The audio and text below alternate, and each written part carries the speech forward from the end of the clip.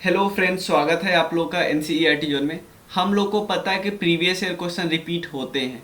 मान के चलते रिपीट ना भी हो तो क्या होगा, बट टॉपिक तो रिपीट होंगे ना। जैसे एग्जांपल लेते हैं कि अगर चंपारण सत्याग्रह वाला टॉपिक है तो उससे किसी न किसी तरह से क्वेश्चन आना ही है बीपीएससी में।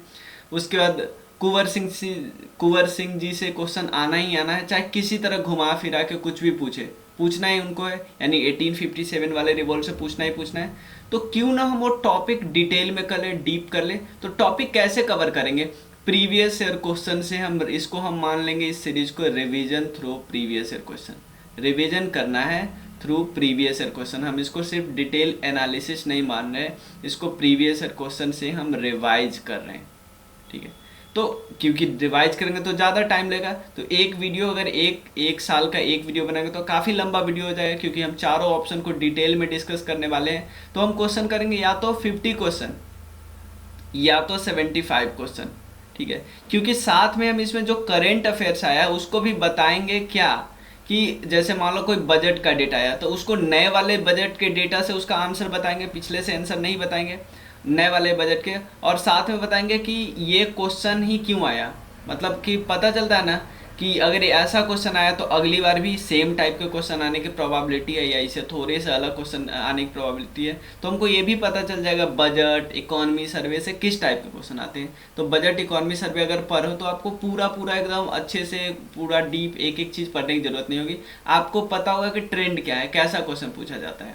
ठीक है, तो आपको कोई डाउट हो तो पहले तो कमेंट कीजिएगा। चलिए तो शुरू करते हैं।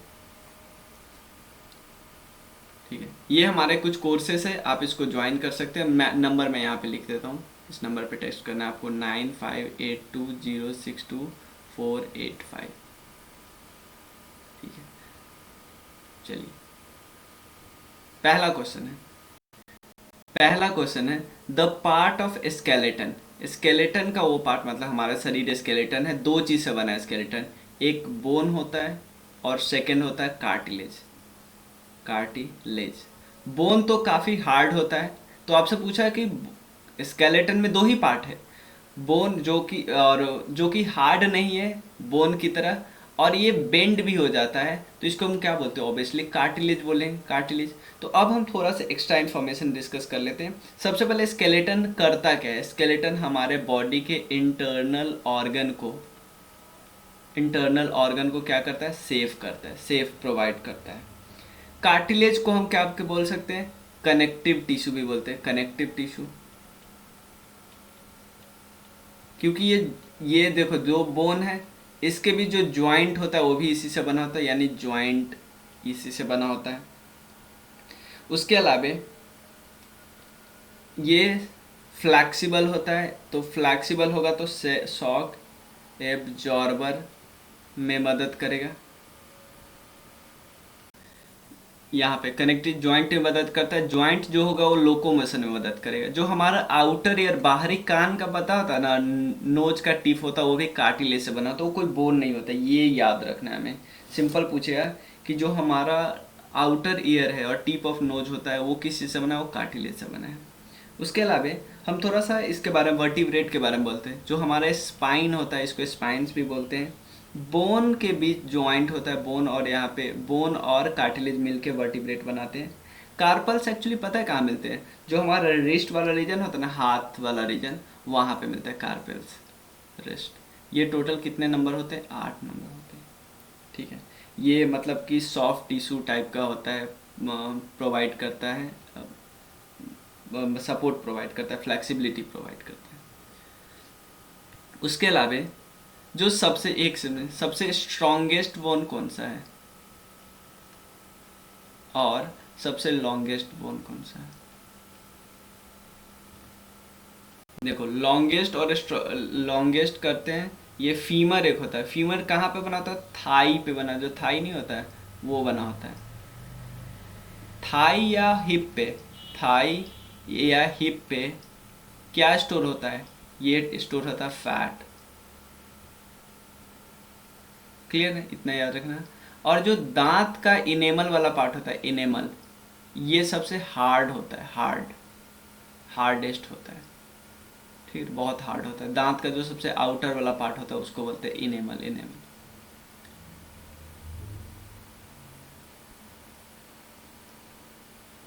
सेकेंड क्वेश्चन है, इन लाइकन।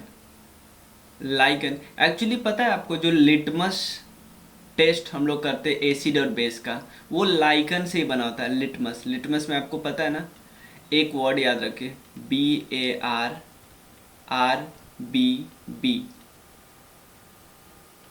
ब्लू रेड में कन्वर्ट हो जाता है एसिड के प्रेजेंस में, ब्लू कन्वर्ट हो जाता है रेड में in the presence of acid, और बेस के प्रेजेंस में आर से ब्लू हो जाता है, रेड से ब्लू हो जाता है। ये तो हम बेसिक फैक्ट है। क्लोरोफिल कॉन्टेनिंग पार्टनर होता है, मतलब एक ऐसा पार्टनर होता है जिसमें क्लोरोफिल होता है, ठीक है। डैट लिव टूगेदर, दो चीज़ की बात करते, तो ये किसकी बात करते हैं, एल्गी और फंगस साथ में रहते हैं। यानी एल्गी के पास अपना क्लोरोफिल होगा, क्लोरोफिल होगा तो क्या करेगा, फोटोसिंथेसिस करेगा, फोटोसिंथेसिस करके ये फूड प्रोडक्ट प्रोड्यूस करेगा। तो फूड प्रोड्यूस करेगा तो एल्गी क्या करेगा, अगर दोनों साथ रहते, यानी म्यूचुअलिज्म वाला रिलेशन है, म्यूचुअलिज्म वाला रिलेशन है, यानी हम इसको सिम्बायोटिक रिलेशन भी बोलते हैं, सिम्बायोटिक रिलेशन। तो ये एल्गी इसको फूड प्रोवाइड करेगा, तो फंगस इसको क्या प्रोवाइड करता है, हैबिटेशन प्रोवाइड करता है, हैबिटेशन प्रोवाइड कर सकता है, ठीक है ना। और भी काम करता है, जैसे ये इसको ग्रो, एल्गी के कारण फंगस का ग्रोथ होता है, ग्रोथ होता है, रिप्रोडक्शन होता है, मतलब दोनों का। एल्गी के कारण, लाइक एल्गी और फंगस साथ है, दोनों मिलके लाइकन बोलते हैं। तो एल्गी के कारण क्या होगा, इनका ग्रोथ बढ़ेगा और रिप्रोडक्शन बढ़ेगा। फंगस के कारण क्या बढ़ेगा, फंगस क्या करता है, मॉइस्चर कंपोनेंट को स्टोर करके रहता है, मॉइस्चर, और ये यूवी रेज से भी बचाता है।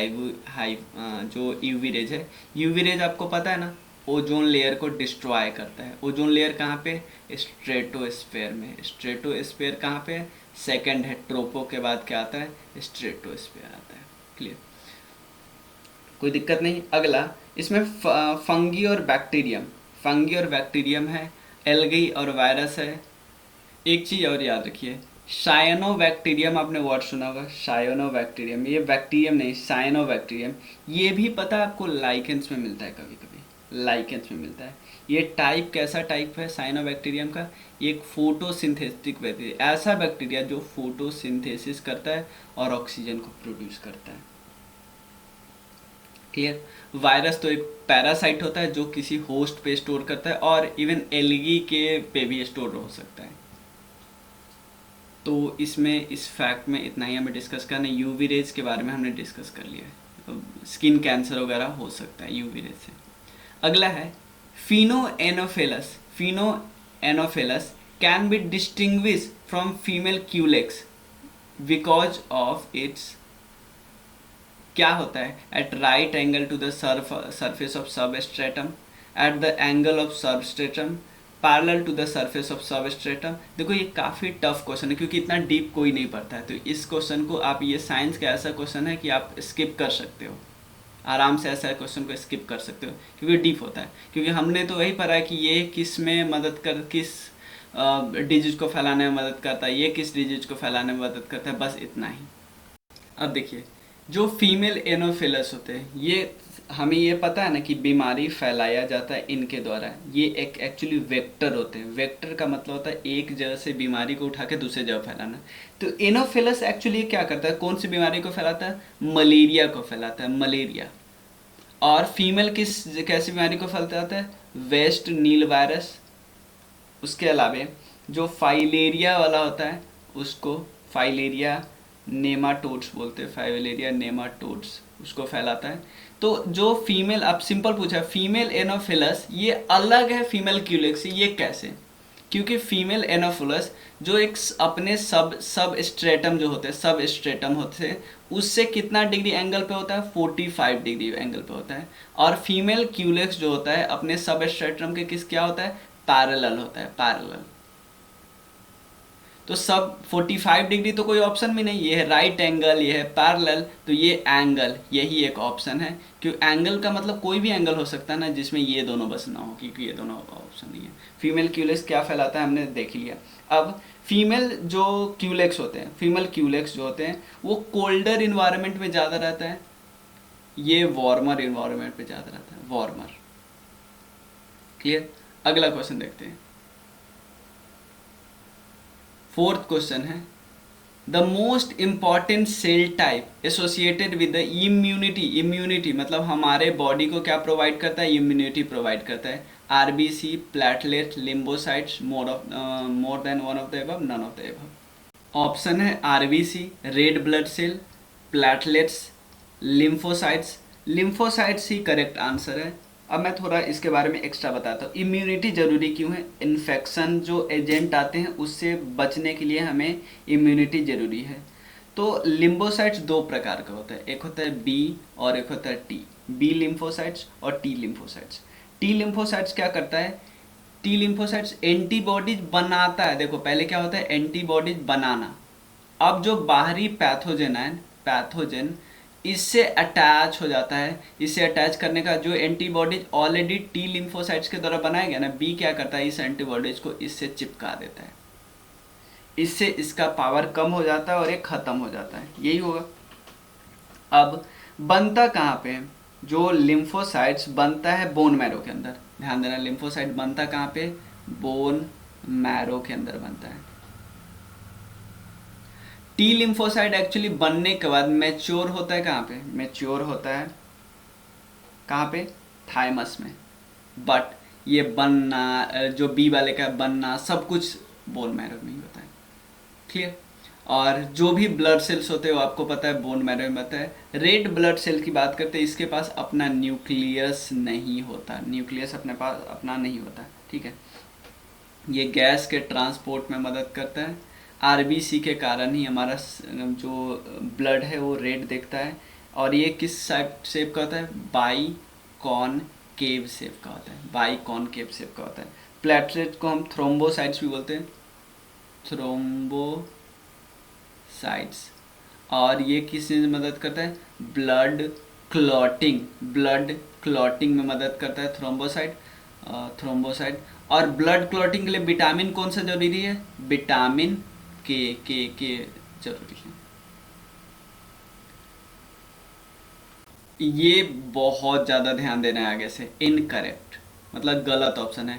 मसल पेयर में काम करता है, हम लोग को पता है। मसल जब और कॉन्ट्रैक्ट होता है तो शॉर्ट हो जाता है, स्टीफर हो जाता है, थिकर हो जाता है, ये भी हमको पता है। But muscle can only push the bone, नहीं नहीं नहीं, ये गलत ऑप्शन है। ठीक है ना, यही तो आंसर कौन सा होगा, ए करेक्शन है। ये हम जो भी कर रहे हैं ना, सेट बी के हिसाब से आप नंबरिंग देख लिए, सेट बी के हिसाब से।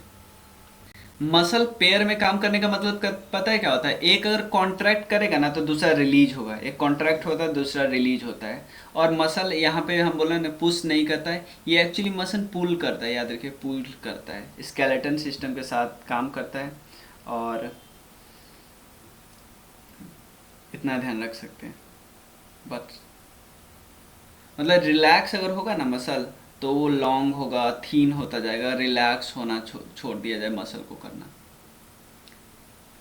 अगला क्वेश्चन है large number of thin strips of black pens, ये क्वेश्चन 6 है, are made in the surface of convex lens of focal length 20 centimetre to catch the image of white horse, the image will be. ये काफ़ी interesting question था। देखो आप सबसे पहले convex lens इस तरह बनता है, कॉन्वेक्स लेंस इस तरह बनता है, कॉनकेव लेंस इस तरह बनता है। ये आप याद रखिए, बीच में मोटा होता है और ऊपर नीचे पतला होता है।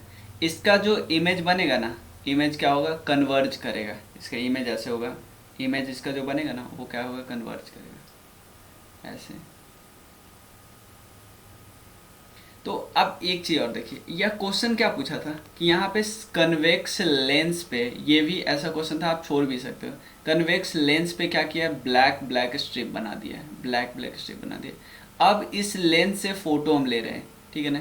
इससे कोई मतलब नहीं है कि 20 सेंटीमीटर फोकल लेंथ कितना है, 20 सेंटीमीटर है, यानी फोकल लेंथ कितना है 20 सेंटीमीटर, यानी फोकल लेंथ इसका किधर बनेगा, ये बहुत इंपॉर्टेंट है, इसका फोकल लेंथ पॉजिटिव साइड बनता है, यहाँ पे बनता है, पॉजिटिव साइड बनता है, तो फोकल लेंथ बनता है 20 सेंटीमीटर पे। तो इसका जो इमेज बनेगा ना, वो इमेज बस कम ब्राइटनेस होगा, ऐसा नहीं है ब्लैक स्ट्रिप नहीं आ जाएगा। और देखो ये तो बस ऑप्शन पुराने के लिए बना है, जेब्रा क्यों बनेगा भाई, समझ रहे हो ना। ऐसे क्वेश्चन को आप इवन स्किप भी कर सकते हो, क्योंकि ये साइंस में 2-3 ऐसे क्वेश्चन थे जो स्किप करने वाले थे, स्किप भी कर सकते थे आराम से, क्योंकि ये निगेटिव मार्किंग है। तो ये हॉर्स बनता है बट लेस ब्राइटनेस वाला बनता है, क्यों, क्योंकि आप कॉन्वेक्स लेंस यूज कर रहे हो। कॉन्वेक्स लेंस के बारे में हम पता है, ये लाइट को कन्वर्ज करता है, ये लाइट को क्या करता है, ये करता है डाइवर्ज। ये बस ऑप्शन, ये तो वैसे भी छाड़ देते, इन दोनों में से एक लगा सकते थे, लेकिन क्योंकि डायरेक्टली ऐसा तो नहीं, देखो ये ऑप्शन ये आपको गलती करवाने के लिए दिया है, ब्लैक स्ट्रिप्स, ठीक है, ऐसा बनना होता तो ये पूछते ही नहीं। तो एक करेक्ट आंसर है। साउंड है, ये देखो ये बहुत बहुत बहुत आसान क्वेश्चन है, क्योंकि ऐसे बहुत बारी पूछे गए हैं कि साउंड के इससे क्या होता है, इससे क्या होता है, इससे क्या होता है, इससे क्या होता है। देखो shrillness of the sound determine किसके द्वारा, बट इसमें आपको ऑप्शन में थोड़ा घुमाया है, क्योंकि हम लोगों को याद होता है कि श्रिलनेस ऑफ साउंड डिपेंड होता है किसके कारण, फिर फ्रीक्वेंसी के कारण, बट हम लोग को ये भी पता है कि फ्रीक्वेंसी जिसको न्यू से डिनोट करते हैं, और वेवलेंथ, ये दोनों आपस में क्या होता है, इन्वर्सली प्रोपोर्शनल होता है।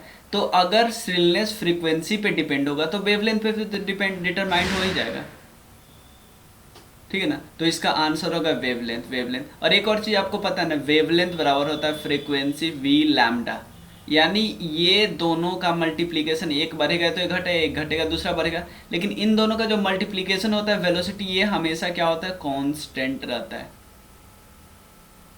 ठीक है ना। वेलोसिटी ऑफ साउंड से हम मैक निकालते हैं, मैक नहीं निकालते हैं कि मैक स्पीड है हाइपरसोनिक है या सुपरसोनिक है, ये स्पीड मैक से ही निकलता है। और एक चीज और याद रखना, अगर मान लो ये वेव है,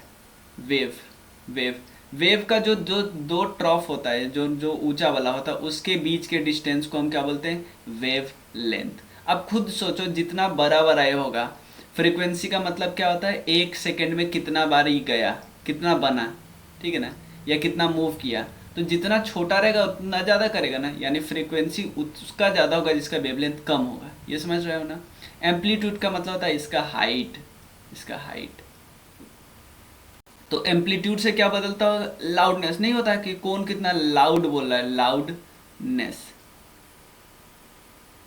एक चीज और याद रखें, वेलोसिटी ऑफ साउंड किस चीज से डिपेंड होता है, अगर डेंसिटी ऑफ मटेरियल से चेंज होता है, डेंसिटी ऑफ मटेरियल, उसके अलावा टेम्परेचर, इससे भी चेंज होता है। एम्पलीट्यूड से लाउडनेस आया, ये हमें पता चला, वेवलेंथ से अभी क्या पता चल जाता, वो पता चल जाएगा, कि श्रिलनेस पता चल जाएगा, ये हमको याद रखना है, बस इतना ध्यान रखना है।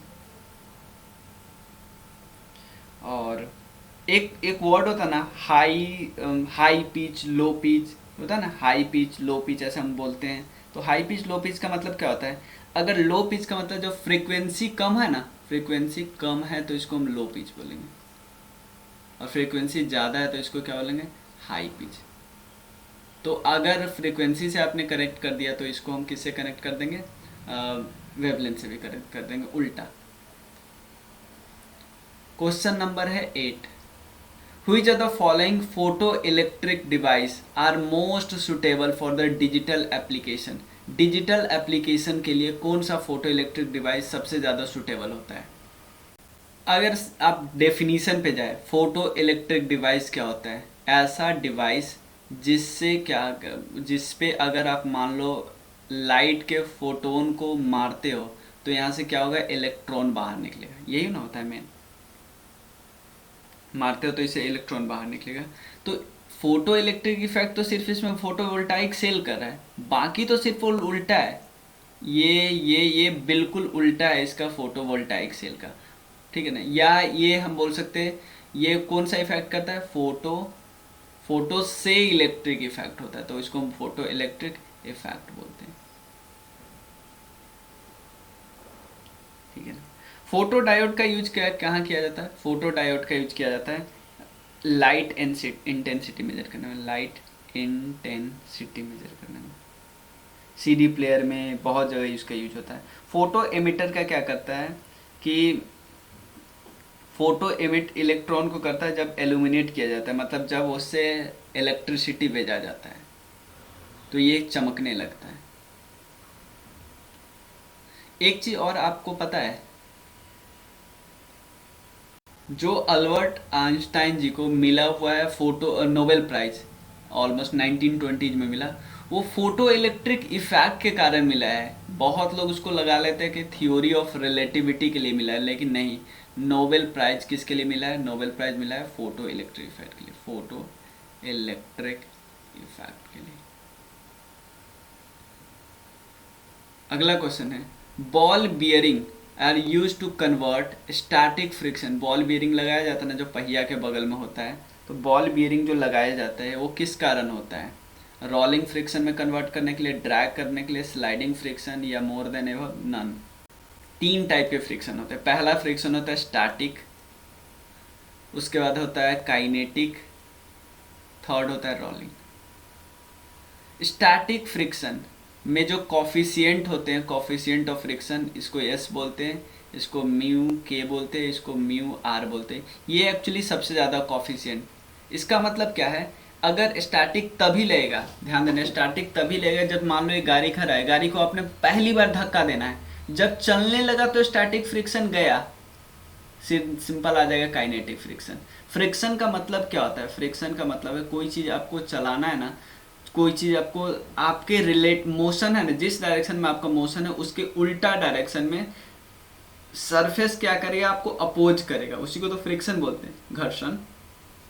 तो बॉल बियरिंग लगाया जाता है ताकि ये स्टैटिक फ्रिक्शन, क्योंकि किसी चीज़ को मान लो धक्का देना बहुत टफ होता है, बस उसको घुमाना आसान होता है ना, तो बॉल बियरिंग इसलिए लगाया जाता है ताकि स्टैटिक फ्रिक्शन रोलिंग फ्रिक्शन में कन्वर्ट हो जाए। अगर आपको थोड़ा बहुत पता था तो ये दोनों तो फ्रिक्शन के टाइप ही नहीं है। तो स्टैटिक फ्रिक्शन किस फ्रिक्शन में कन्वर्ट हो जाता है? रोलिंग फ्रिक्शन में कन्वर्ट हो जाता है, इसलिए यूज किया जाता है। अगला क्वेश्चन है, a goalkeeper in a game of football pulls his hand backward after holding the ball shot at the goal. This enables the goalkeeper to, क्या करने में मदद करता है? Decrease the rate of change of momentum, exert large force on the ball, increase the force exerted by the balls in hand. भाई force मतलब पीछे कर रहे हैं तो फोर्स ज़्यादा लगेगा, क्या बात कर रहा है? ये उल्टा बात नहीं बोल रहा है, सिंपल ये उल्टा बात ही बोलता है। तो एक्चुअली होता क्या है, ये rate of change of momentum को क्या करता है? डिक्रीज कर देता है। कैसे डिक्रीज करता है? अब देखो, सिंपल, अगर कोई आ रहा है, किसी में मास है, उसमें वेलोसिटी है, तो उसमें मोमेंटम आ जाएगा पी। पी बराबर क्या होता है? मास इंटू वेलोसिटी, ठीक है। ठीक है, तो मास इंटू वेलोसिटी मोमेंटम, तो मोमेंटम में क्या होगा? मोमेंटम के रेट में चेंज हो जाएगा। देखो ये आपको बताता हूँ, फोर्स बराबर क्या होता है? Mass into acceleration, mass into acceleration होता है, ये ध्यान रखिए। अब देखो मोमेंटम, अगर इसको आप मोमेंटम पर यूनिट टाइम बोलते हैं, rate of change of momentum with respect to time, d p upon d t, तो ये क्या होगा? D m v upon d t. अगर m कांस्टेंट है तो डी सिंपल m बाहर आ जाएगा, d v upon d t, और मास इंटू एक्सेलरेशन हो जाएगा m इंटू ए। तो अब देखो यहाँ पे क्या होता है? Rate of change of momentum, rate of change मतलब मोमेंटम के रेट में बदलाव होगा, ठीक है ना। इससे फोर्स क्या होगा? बराबर क्या होता है? m में, तो फोर्स क्या होगा? कम लगेगा। जितना पीछे से हाथों को पकड़ेगा ना, उतना फोर्स उसके हाथ पे कम लगेगा, कम लगेगा इधर, ठीक है। तो rate of change of momentum में डिक्रीमेंट होने लगेगा, तो इसीलिए वो हाथ को पीछे कर लेगा, चोट कम लगेगा। नॉर्मल बात पूछे तो चोट कम लगेगा जितना वो पीछे करेगा। तो अगला क्वेश्चन क्या है? Which among the following is positively charged particle emitted by radioactive element? Radioactive element कौन कौन से रेज निकालते हैं? अल्फा, बीटा, गामा निकालता है ना, अल्फा, बीटा, गामा। देखो अल्फा से एक्चुअली जो रिलीज होता है वो क्या होता है? पॉजिटिव चार्ज पार्टिकल रिलीज होता है। बीटा से क्या रिलीज होता है? Negative charge particle. और एक होता है गामा, गामा से कोई अनचार्ज पार्टिकल रिलीज होता है, अनचार्ज पार्टिकल। और इससे जो रिलीज होता है वो होता है +2 E, और इससे होता है -E, मतलब 2 पॉजिटिव चार्ज रिलीज होता है। ठीक है, इतना ध्यान रख सकते हैं इसका। तो alpha alpha rays. Centripetal force, अब 2 फोर्स पहले समझिए, सेंट्रीपिटल और एक है सेंट्रीफ्यूगल। एक उदाहरण से समझते हैं। ये मून है, मून अर्थ के चारों तरफ मूव करता है, ठीक है ना।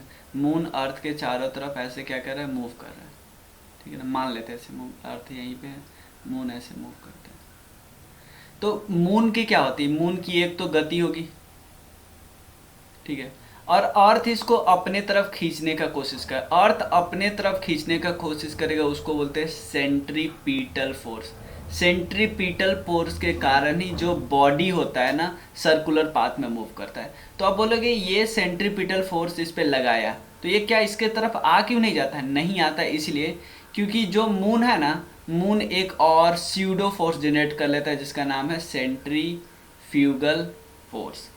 अब सेंट्रीफ्यूगल फोर्स कैसे जनरेट करता है, सेंट्रीफ्यूगल फोर्स अपने स्पीड से जनरेट करता है जिसका वैल्यू होता है mv²/r, इस फोर्स का। ये जितना इसका वैल्यू होगा, जितना आउटर साइड वाला सेंट्रीफ्यूगल फोर्स का वैल्यू होगा उतना, मतलब जितना सेंट्रीपिटल फोर्स का वैल्यू होगा ना उतना ही इसका होना चाहिए, नहीं तो ये नीचे गिर जाएगा। अगर इसका थोड़ा भी कम होगा ना तो आप बोलोगे ये इतना ज़्यादा जनरेट कैसे कर पाता है, सेंट्रीफ्यूगल फोर्स कैसे जनरेट करता है, मास और वेलोसिटी के कारण। ये रेडियस होता है r, यहाँ से यहाँ की दूरी, मतलब इसके सेंटर से इसके सेंटर की दूरी, तो mv²/r। तो क्या हम बोल सकते हैं, सेंट्रीपिटल फोर्स के कारण जो बॉडी होता है ना सर्कुलर पाथ में मूव करता है, नहीं तो क्या हो जाता है, या तो फेंका जाता है, सेंट्रीफ्यूगल ज़्यादा होता है तो ये फेंका जाता है। सिंपल एग्जांपल ले लेते हैं, सैटेलाइट अर्थ के चारों तरफ मूव करता है ना। तो यानी अगर सैटेलाइट अर्थ के बहुत नीचे है, लोअर अर्थ ऑर्बिट में, ध्यान देना, तो लोअर अर्थ ऑर्बिट में है तो जो अर्थ लगाएगा सेंट्रीपिटल फोर्स वो तो ज़्यादा लगाएगा, तो इसको अपना स्पीड बहुत ज़्यादा बढ़ाना पड़ता है। क्यों बढ़ाना पड़ता है वेलोसिटी बहुत ज़्यादा, ताकि क्योंकि वेलोसिटी बहुत ज़्यादा बढ़ाएगा तब ना इसको काउंटर पार्ट कर लेगा सेंट्रीपिटल फोर्स को। लेकिन जैसे ही अर्थ के सैटेलाइट बहुत दूर आता है, अर्थ के दूर, तो इसकी स्पीड कम भी रहती तो काम चल जाता है। क्लियर। तो इससे क्या होता है, बॉडी सर्कुलर पाथ में मूव करता है। फ्लाइट द ऑब्जेक्ट नहीं, ये सब नहीं। Which of the following energy changes involve frictional forces. Frictional force में क्या होता है, अब यहाँ पे देखो होता है क्या है, which of the following energy changes involve friction forces. देखो फ्रिक्शनल 3 प्रकार के हम बताएं। सबसे पहले क्या है, स्टैटिक फ्रिक्शन। स्टैटिक फ्रिक्शन तभी लगता है जब गाड़ी रुका हुआ है, तो जब गाड़ी रुका है उसके कोई स्पीड ही नहीं है, तो काइनेटिक एनर्जी, पोटेंशियल एनर्जी, ये सब तो होने का कोई सवाल ही नहीं है। केमिकल एनर्जी होता क्या पे है, ये सिंपल, बैटरी से अगर लाइट जलाते हैं ना, बैटरी से लाइट जलाते हैं तो ये होता है chemical energy to heat energy, ठीक है। पोटेंशियल एनर्जी से साउंड एनर्जी हो सकता है, हाँ भाई हो सकता है। बॉल को नीचे फेंको, बॉल को नीचे फेंक रहे हो तो क्या होगा, पोटेंशियल एनर्जी डिक्रीज कर रहा है पहले, क्योंकि पोटेंशियल एनर्जी बराबर क्या होता है m/g/h। पोटेंशियल एनर्जी डिक्रीज कर रहा है और काइनेटिक एनर्जी इंक्रीज कर रहा है, क्योंकि ½ नीचे आते तो स्पीड बढ़ता जाता है। लेकिन जैसे यहाँ पे टकराया तो आपको बहुत ज़्यादा साउंड सुनाई देगा ना, तो उससे क्या होगा, साउंड एनर्जी बना ना, तो डायरेक्टली क्या हो रहा है, पोटेंशियल एनर्जी से काइनेटिक एनर्जी फिर साउंड एनर्जी बन रहा है, तो ये अलग चीज़ हो जाएगा। बट इसमें फ्रिक्शनल फोर्स में स्टैटिक फ्रिक्शन के कारण तो कोई ये भी नहीं होगा, ये तो होता है काइनेटिक फ्रिक्शन के कारण। काइनेटिक फ्रिक्शन के कारण क्या होता है, गाड़ी अगर चलती है ऐसे घिसका कर रहे हैं, तो इसके कारण जो काइनेटिक एनर्जी स्पीड होती है उसके कारण जो हीट होता है वो रिलीज होता है। तो काइनेटिक एनर्जी किस में कन्वर्ट हो रहा है, हीट एनर्जी में कन्वर्ट हो रहा है। ये दोनों ऑप्शन ये आप एलिमिनेट करके निकाल सकते थे। अगला क्वेश्चन है, a bus is moving along a straight path में जा रहा है और take a sharp turn to the right side में शार्प टर्न ले लिया सडनली, पैसेंजर का क्या होगा। ठीक है, देखो सिंपल समझो ना, अगर हम लोग सिंपल बात करते हैं, हम लोग पढ़ते हैं निम्पल कि अगर हम लोग बस में जा रहे हैं, बस एकाएक ब्रेक ले ले तो क्या होगा, हम लोग मान लो ऐसे बैठे हुए हैं तो हमारा नीचे वाला बॉडी पार्ट जो सीट से अटैच है वो तो रुक जाएगा, वो स्टॉप हो जाएगा, लेकिन आगे वाला बॉडी पार्ट क्या होगा, आगे की तरफ फेंका जाएगा, क्योंकि ये अभी भी वेलोसिटी में है। तो समझे ना, हम आगे की तरफ चले जाते हैं। अगर आगे की तरफ जाएंगे तब जाएंगे जब ये रुकेगा, एकाएक ब्रेक लेगा। अगर अगर अगर मान लो एकाएक चल रहा है, मतलब रुका हुआ है, एकाएक उसने एक्सीलेटर लगा दिया, तो हमारा जो बॉडी अटैच है, जो बॉडी पार्ट अटैच है वो तो आगे चल जाएगा, लेकिन बाकी जो ऊपर वाला धर है वो तो पीछे चला जाएगा ना। तो बैक साइड कब जाएगा, जब एकाएक चलाएगा। फ्रंट कैसे जाएगा, जब एकाएक ब्रेक लगेगा। अब राइट साइड में कब मूव कर पाता है, राइट साइड में कब मूव कर पाता है, सिंपल सोचो, सीधा जा रहा है राइट साइड में मूव कर रहा है, इसका नीचे वाला बॉडी पार्ट तो राइट साइड में चला जाएगा, नीचे वाला बॉडी पार्ट राइट साइड में पड़ेगा, लेकिन ऊपर वाला बॉडी साइड तो जहाँ रहना था वहीं ना जाएगा। ऊपर वाला बॉडी साइड यहाँ पे सीधे जाता तो पीछे जाता, इधर जाएगा तो बॉडी इधर हो जाएगा ना, क्योंकि ये पूरा आपका बस का डायरेक्शन चेंज हुआ। वो उसका बॉडी अपर वाला पार्ट इधर क्या करेगा, अपर वाला बॉडी पार्ट इस डायरेक्शन में आ जाएगा ना, क्योंकि ये होता है 180 डिग्री पे, तो इधर चला जाएगा, यानी ये क्या हो जाएगा, bend towards left side. Right side तो कोई चांस ही नहीं है, फॉरवर्ड डायरेक्शन कोई चांस ही नहीं है, फॉरवर्ड डायरेक्शन कब मारते, जब ब्रेक मारते, ब्रेक, ये तो कोई तुक ही नहीं बनता। तो एक ही ऑप्शन है लेफ्ट साइड वाला। अगला क्या है, before playing the orchestra in a musical concert, a sitarist try to adjust the tension and plug the string suitably. By doing so, he is she adjusting, क्या adjust कर रहा था music concert से पहले, वो अपने जो तार है ना उसका टेंशन एडजस्ट कर रहा था, बढ़ा रहा था, घटा रहा था, ठीक है ना, और स्ट्रिंग को प्लग कर रहा था, अटैच कर रहा था, इस सब से वो करके क्या कर रहा था। देखो, आपको ये तो पता होगा, जो स्ट्रिंग का लेंथ होता है, डायमीटर होता है, डेंसिटी होता है, टेंशन होता है, ये सब डिटरमाइन करता है फ्रीक्वेंसी की कितना होगा। तो फ्रीक्वेंसी वाला आंसर है। एम्पलीट्यूड तो ये होता है, इससे हमने बताया था कि कितना लाउड हो रहा है और कितना कम लाउड हो रहा है, लाउडनेस पता चलता है, लाउडनेस। तो एम्पलीट्यूड का तो हम यहाँ कुछ लाउडनेस वाउडनेस कर नहीं रहे। साउंड इंटेंसिटी को हम एक और नाम बोलते हैं, एक्वेस्टिक इंटेंसिटी बोलते हैं, ठीक है। ये एक्चुअली होता है क्या है, कितना पावर कैरी किया जा रहा है साउंड वेव के द्वारा पर यूनिट एरिया, और ये हमेशा परपेंडिकुलर एरिया जो है ना, एरिया ये वाला है उसके परपेंडिकुलर रहता है, परपेंडिकुलर। यूनिट क्या होता है, वॉट पर मीटर स्क्वायर। तो आंसर ए करेक्ट है। अगला है, A forms of matter has no fixed shape but its fixed volume. Fixed shape नहीं है बट फिक्स्ड वॉल्यूम है, ये किस प्रकार के मैटर का एग्जाम्पल है। एक चीज बताए, जब हम लोग ठोस, द्रव, गैस बेसिक डेफिनेशन पढ़ते हैं, सॉलिड में क्या होता है, fixed shape, fixed volume. Liquid में क्या बोलता है, fixed volume but not fixed shape. Kerosene क्या है, हम लोग यूज करते हैं, मिट्टी का तेल। कार्बन क्या है, ये तो बिल्कुल सॉलिड है, और ये क्रिप्टन क्या है, तो गैस है। ये नहीं भी पता है गैस है, फिर भी हमको केरोसिन पे लगाना है, ठीक है। आप यहाँ पे फिर नहीं सोच सकते कि क्रिप्टन नहीं पता है तो हम शायद मोर देन वन, एक तो पता है ना, आप इस पे जाओ सीधा, ठीक है, क्योंकि आपको फिर दो ऑप्शन है फंसे ना, इसमें और इसमें, तो आपको दो ऑप्शन है फंसे तो लगाना ही लगाना है, ये लगाना है, क्योंकि क्रिप्टन आपको पता है गैस है तो ठीक है, कार्बन तो बिल्कुल पता है, स्टील है भाई। Some metal oxide react with acid as well as base to produce salt and water. इसको हम एम्फोटेरिक ऑक्साइड बोलते हैं। मतलब कुछ ऐसे ऑक्साइड होते हैं, ऐसे ऑक्साइड जो एसिड के साथ भी रिएक्ट कर जाते हैं, बेस के साथ भी रिएक्ट कर जाते हैं। तो भाई इसके एग्जाम्पल तो आपको याद करने होंगे, कुछ एग्जाम्पल इसके याद करने होंगे। एक्चुअली ये एक एग्जाम्पल है Al2O3 और ZNO, Al2O3 और ZNO जो दोनों से रिएक्ट करते हैं। और जो CuO है, CuO एक्चुअली ये बेसिक इन नेचर है, बेसिक, ठीक है। अगला क्वेश्चन है, which gas contribute to global warming through its greenhouse effect कौन कौन मदद करता है? कार्बन डाइऑक्साइड करता है, मीथेन करता है, वाटर वेपर करता है। तो ऐसे क्वेश्चन में ये जब भी ग्रीन हाउस इफेक्ट आए तो मोर देन एबव लगा दो। देख लो एक बार ऑप्शन, क्योंकि कई मेजॉरिटी ऑप्शन में यही रहते हैं। एसिड अगर रिएक्ट करेगा मेटल कार्बोनेट से, एसिड अगर मेटल कार्बोनेट से रिएक्ट करेगा तो कौन सा गैस लिबरेट करेगा? देखो, एसिड और मेटल कार्बोनेट रिएक्ट करता है, तीन चीज बनता है। एक तो सॉल्ट बनेगा, उसके अलावा CO2 रिलीज होता है, उसके बाद वाटर बनता है। तो एसिड रिएक्ट करता है मेटल कार्बोनेट से, तो लिबरेट क्या करता है? सॉल्ट, CO2 और H2O। तो CO2 करेक्ट ऑप्शन हो गया। ठीक है। और कितना CO2 रिलीज हो? ऑब्वियसली जितना एसिड आप रिलीज यूज कर रहे हो।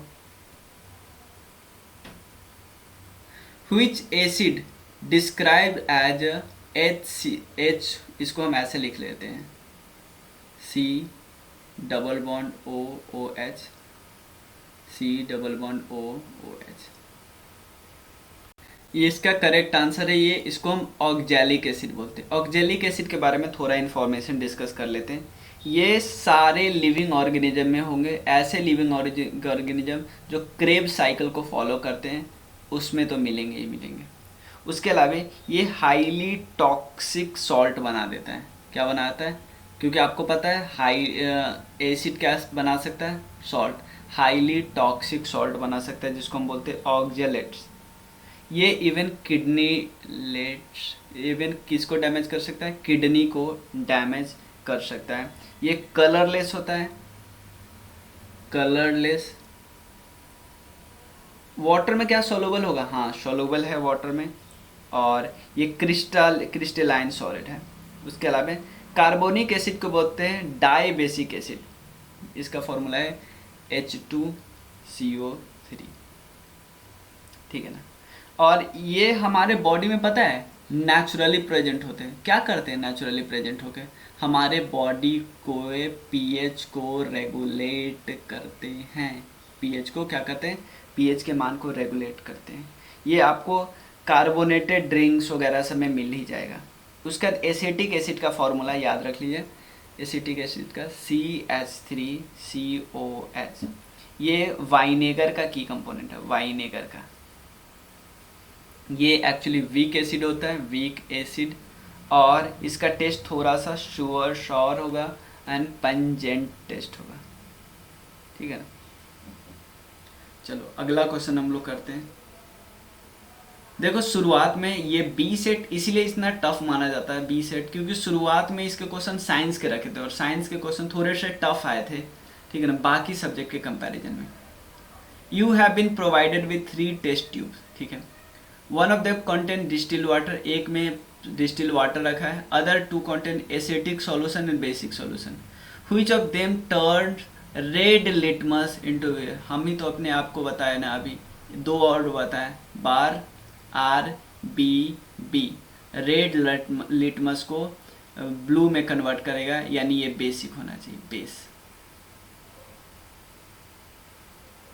ये क्वेश्चन देखिए, एसिटिक एसिड में मैंने वाइनेगर वाला बताया था ना, और वाइनेगर वाला पे ही क्वेश्चन आया यहाँ पे। The order of acetic acid resemble that of वाइनेगर।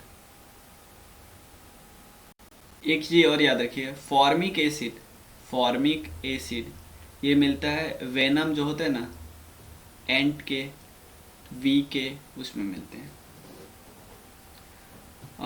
Tomato में कौन सा एसिड मिलता है? टोमेटो में ऑक्जेलिक मिलते हैं, ऑक्जेलिक। अगला क्वेश्चन है, why does dry HCl gas not change the colour of the dry litmus paper? क्या क्वेश्चन पूछा है कि जो ड्राई HCl है अपना कलर चेंज नहीं करता है ड्राई लिटमस पेपर में। देखो ऐसा इसीलिए होता है क्योंकि ड्राई HCl कभी डिसोसिएट होता है नहीं है, टूटता नहीं। इसको चाहिए पानी, एक्वस मीडियम चाहिए, तभी ये टूटेगा। और क्योंकि ये कलर इसलिए चेंज नहीं होता क्योंकि हमें पता है लिटमस पेपर कलर चेंज कर देता है, लिटमस पेपर। लेकिन क्योंकि इसमें H3O हाइड्रोनियम आयन प्रेजेंट ही नहीं है, हर हाइड्रोनियम आयन प्रेजेंट नहीं रहते, तो लिटमस कभी भी अपना कलर चेंज सिर्फ तभी करता है जब हाइड्रोनियम आयन प्रेजेंट होते हैं, हाइड्रोनियम। तो 3 करेक्ट आंसर होगा। इसमें से बताना जो ऑड वन है उसको निकालना है, जो ऑड वन है। Ripening of a fruit, setting of a cement, burning of a coal, more than above या नन ऑफ द एबव। देखो ये सब के सब क्या है, सब के सब केमिकल चेंजेस हो रहे हैं। और केमिकल रिएक्शन में क्या होता है, एक्सोथर्मिक रिएक्शन होते हैं। इथाइलिन के कारण राइपनिंग ऑफ द फ्रूट होता है। बर्निंग ऑफ कोल, अगर अच्छे से कोल बर्न हो रहा है तो CO2 रिलीज होगा, नहीं तो कार्बन मोनोऑक्साइड रिलीज होगा। तो इसमें ऑप्शन होगा नन ऑफ द एबव, क्योंकि सब के सब सेम समान है। Which of the following statement about diamond and graphite is true? Diamond and graphite क्या true? ये क्या सेम इलेक्ट्रिक नहीं नहीं नहीं नहीं नहीं, डायमंड में तो इलेक्ट्रिसिटी कंडक्ट ही नहीं होते, ग्रेफाइट में होती है जो कि पेंसिल में लगाया जाता है। They have same crystal structure, they have same degree of hardness, होती ही नहीं है। सेम क्रिस्टल स्ट्रक्चर है, बताइए। नहीं, क्रिस्टल स्ट्रक्चर भी सेम नहीं है। एक्चुअली दोनों बस एक कार्बन के एलोट्रॉप्स है, ना क्रिस्टल सेम है, ना स्ट्रक्चर सेम है, ना ना उसका हार्डनेस सेम है। तो ये क्या है, बस दोनों क्या है, एलोट्रॉप्स है, किसका, कार्बन का। ठीक है, तो ये भी नहीं होगा, यानी ई करेक्ट होगा। द स्ट्रोमेटा ओपन और close due to change in, क्या चेंज होता है, तो स्टोमेटा क्लोज और ओपन होता है, क्या चेंज होने से, बताइए। ये मैंने अभी आपको बताया था वीडियो में कि अमाउंट ऑफ वाटर जब सेल में चेंज होता है ना, तो स्टोमेटा ओपन और क्लोज होता है। अमाउंट ऑफ वाटर सेल्स में इंक्रीज होता है और डिक्रीज होता है, तो क्या होता है, स्टोमेटा ओपन और क्लोज होता है। तो 3 का करेक्ट होगा। क्लोरोफिल एब्जॉर्ब, ये भी मैंने आपको क्वेश्चन बताया। 3 कलर को, कौन कौन से 3 कलर है जिसको ये एब्जॉर्ब करता है, मैंने आपको अभी क्लास में मतलब आज ही लेक्चर उसका मैंने अपलोड किया है। 3 टाइप के लाइट को, रेड ब्लू और एक और है, मेनली रेड और ब्लू होता है, थोड़ा बहुत वायलेट भी करता है। और फोटोसिंथेसिस और भी जगह हो सकता है, लाइक लिप्स के अलावे स्टीम में, ग्रीन फ्लोरल प्लांट में, इन सब जगह हो सकते हैं। ये आज ही मैंने लेक्चर लिया था। ठीक है, तो चलिए, तो रेड एंड ब्लू, तो ए करेक्ट होगा। पहला, which of the following is not a correct match, attach leaf to a stem. Leaf, एक चीज मैं आपको दिखाता हूँ। ये देखो, ये प्लांट है ना, प्लांट का रूट होता है लेटरल, स्टीम ये वाला होता है। अगर स्टीम के पास से ही बहुत सारे निकलने लगे तो ये तो हर्ब्स होगा ना, क्योंकि ये ट्री थोड़ी होगा, ट्री तो लंबा सारा होता है ना, नोड इंटरनोड आप पता है। अब ये स्टीम यहाँ से निकला और छोटा सा स्टीम इसमें से निकला, फिर यहाँ से पत्ती निकलने लगे, तो छोटे से स्टीम से अब लिप्स निकला ना, उसको पेटियोल बोलते हैं, पेटियोल। तो ये भी करेक्ट है, बट ये करेक्ट नहीं। क्रीपर तो हम लोग को पता है, ऐसा प्लांट जो किसी और पे रहता है, मतलब खुद तो खड़ा हो ही नहीं सकते, किसी और पे अटैच रहता है। इसका मतलब ये नहीं है, ये पैरासाइट नहीं है, समझ रही है। पैरासाइट तो न्यूट्रिशन भी दूसरे से लेता है, इसके नीचे जड़ होते हैं, सब कुछ प्लांट से नीचे से लेता है, ज़मीन से, सनलाइट से लेता है, सब कुछ करता है, बट इसको खुद खड़ा नहीं रहा जाता। तो ए बी करेक्ट, इनकरेक्ट है।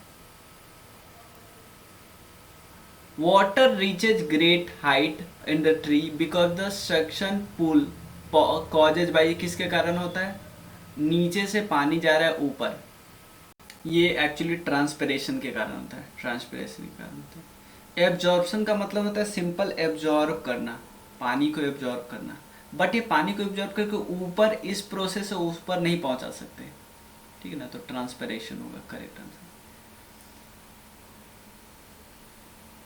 What among the following is a character of chloroplast which makes the qualification of self-replication? Chloroplast में ऐसा क्या कैरेक्टर होता है जो उनको क्वालिफाइड करता है कि सेल्फ रेप्लिकेशन आप कर सकते हो?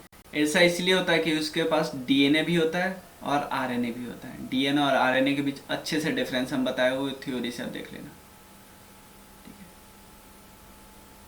और इतना तक इस वीडियो में रखते थे, वीडियो कुछ लंबा, इसमें हमने सारे, क्योंकि देखो साइंस को थोड़ा डिटेल में बताना था, सारे साइंस का हमने कर लिया क्वेश्चन 68 बीपीएससी का। तो साइंस के लिए आपको देखो मैं जो नोट्स करा रहा हूँ वो सफिशिएंट है, क्यों, क्योंकि उसमें क्राउन भी है, NCERT भी है, NCERT समरी, और उसके अलावे घटना चक्र भी है। इसके अलावे अगर आपके पास टाइम बचता है ना, तो मैंने 10th और 9th के NCERT करवाए हैं, तो वो मुश्किल से आप 8 से 10 घंटे में कर सकते हो पूरा वीडियो, बस देख लेना है, क्योंकि इससे आपको कॉन्सेप्ट डेवलप हो जाएगा और ज़्यादा। इस समय भी मैं कॉन्सेप्ट उतना ही बता रहा हूँ, बस इससे और ज़्यादा डेवलप हो, मतलब NCERT की फील आ जाएगी। और इसमें से आपको कोई भी चाहिए तो आप नंबर पे टेक्स्ट कर ही सकते हो,